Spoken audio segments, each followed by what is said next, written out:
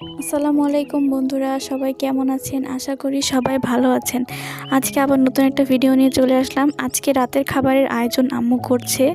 আম্মু প্রথমে করলা ভাজি করে নিয়েছে, আর এখানে পাটের শাক আর হচ্ছে এই পাশের বাগান থেকে এই শাকটা আমরা তুলে এনে ধুয়ে রেখেছি। এখন আমি পেঁয়াজ আর কাঁচামরিচ একটু কেটে নিচ্ছি।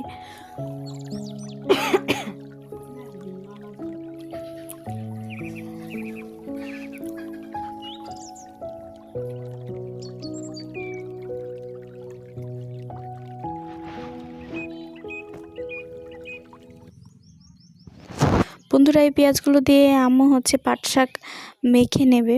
পাট শাক রান্না হয়ে গেছে, এখন সে নামিয়ে নিচ্ছে। পাট শাকের সাথে খাওয়ার জন্য আম্মু কয়েকটা শুকনা মরিচ ভেজে নেবে।